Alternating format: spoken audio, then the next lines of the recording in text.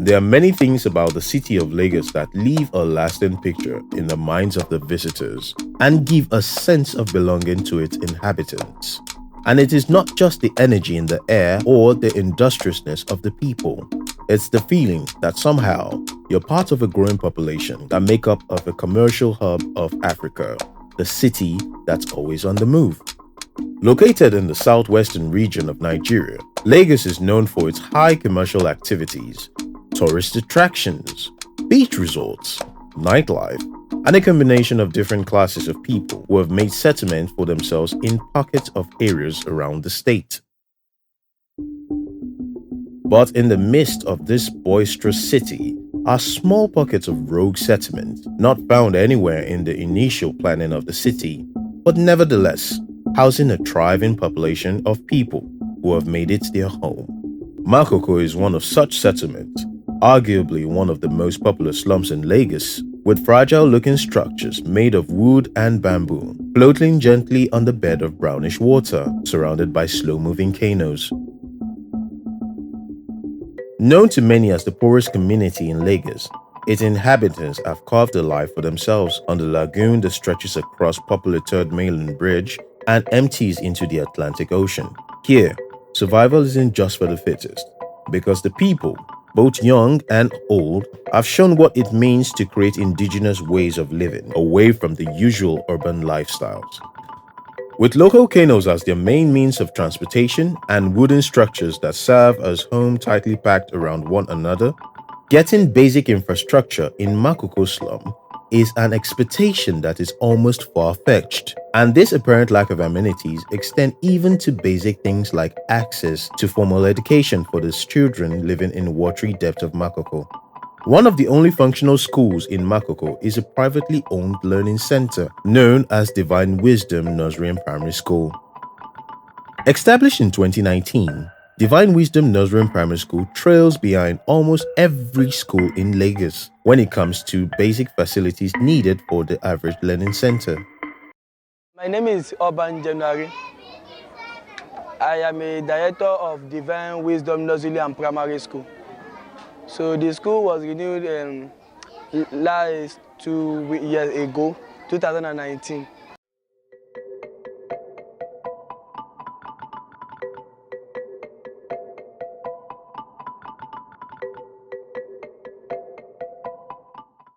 This is Makoko community. Before Makoko community, we are not educated and we are trying to go up. So my mission and vision is to develop education in Makoko community. So that is why I opened a school in Water. Before, the school was renewed by myself. So with the assistance of my mother, I opened the school. With no chairs, tables, textbooks, or notebooks to write in, there's little or no excitement when it comes to attending school every day for children of Makoko. But this is the only life they know. Our students, they are sitting in the floor. So the construction of the house is known very well. We don't have benches and we don't have any books to teach them very well. Especially English language, we don't have any books because our students, they are not paying money, they are not paying school fees. So we are assisting ourselves. We said that we want to develop education. That is why we are working. We are working without salary. So sometimes people, they are giving us 5,000. They are sitting with 1,000, 2,000 that we are parents. So we don't have any sponsor yet. Divine Wisdom Nursery and Primary School is run entirely by volunteers. Features a customized curriculum that takes into cognizance the unique lifestyle of residents of Makoko settlement. The volunteer teachers who work in the school without any remuneration, except for some meager financial assistance from the parents and well-wishers, are optimistic in spite of the deplorable condition of the school and the constant need to encourage students to show up. We need something is called slate, and in French its name is ardoise. And we need books We need pencils, we need biro, we need a board. We don't have board. The board we are using is a chalkboard. We need marker board. If the optics of Learning Center at Makoko is anything to go by, the hope of getting any standard formal education in the slums may have been long forgotten. We are using boats to carry them. As teachers, we are picking them from their home to bring them to school. So we are getting boats and we are paying for the boat.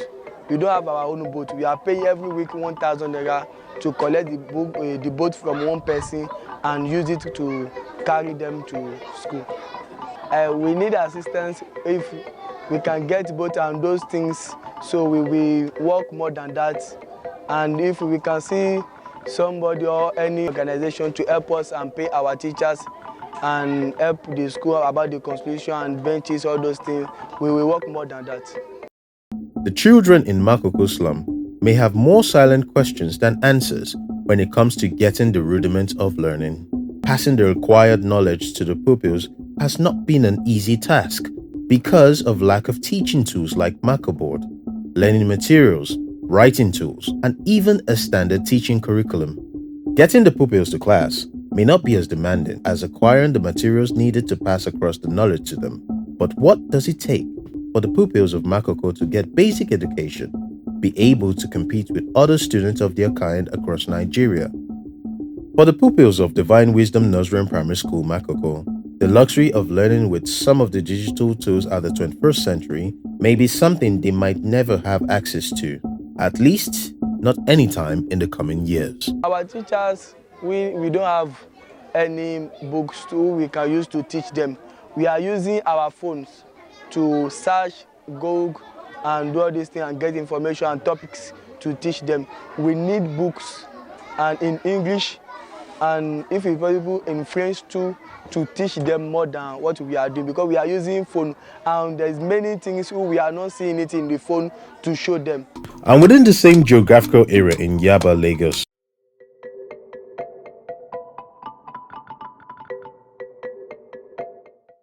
is Olonode Street, where Bloomfield High School is nested.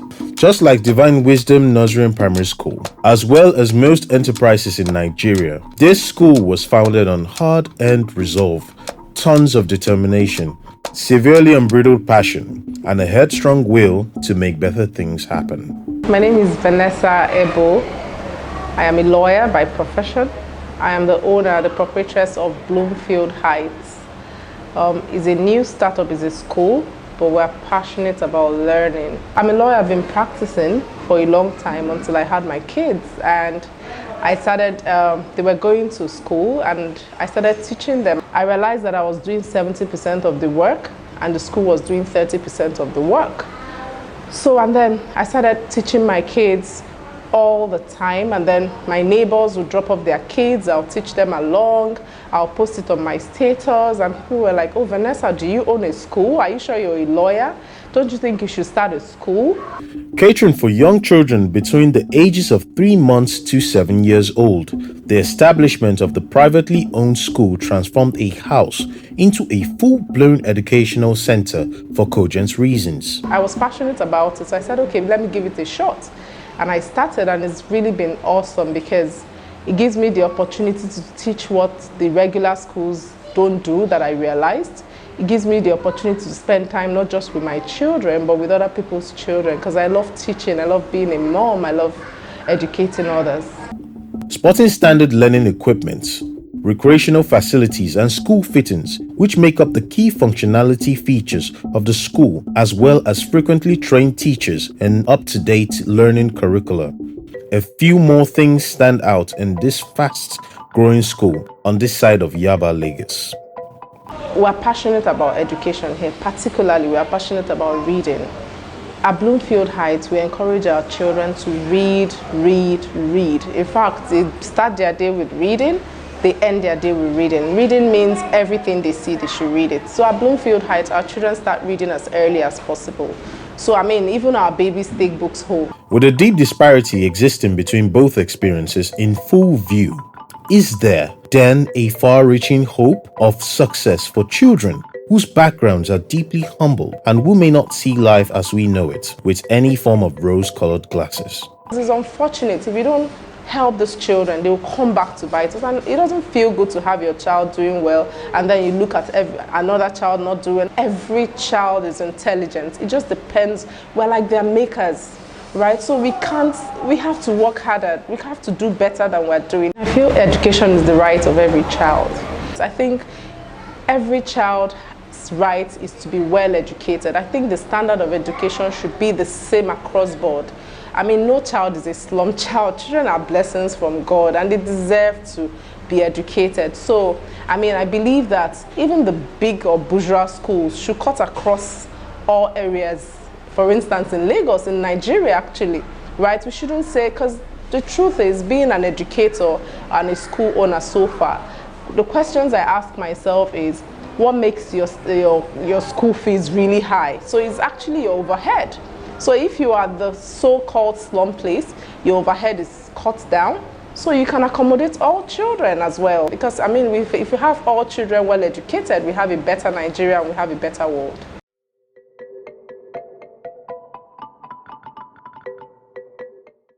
From the true life tale of the school off the coast of Yaba and the school on the terra firma of the same suburban area on Lagos mainland, we took a further walk down the streets of Lagos to the island in order to discover a truth. Is inequality in education also a phenomenon on the pristinely acclaimed island extension of Lagos, or is it just a Lagos mainland malady? The verdict is clear. Taking a look between Ikota and Victoria Garden City, which are located along the Lekki-Ekpe Expressway on the island in Lagos, standards of education in the same geographical area present themselves in varying standards, literally. We safely arrive at a conclusion. Just like water and oxygen are only acceptable at certain standards, under which they are declared safe, healthy, and productive. The basics of education should also exist in all localities of Nigeria at standards that will produce similar resultant effects across board and a level playing field for future generations. As there are indeed no slum children and all futures are equal, there should be no future that is more equal than others, as all futures are not only all important but also intertwined. In order to prevent this code said in accurate foresight to the leaders gone by from haunting us all. The children of the poor you failed to train will never let your children have peace, said late elder statesman Chief Obafemi Awolowo. There is an urgent and pressing need to close the wide and wild gap in equality on all sides, beginning with education, because it's not only possible and necessary, it is the only way for Nigeria to grow, and indeed the only way for Nigeria to go.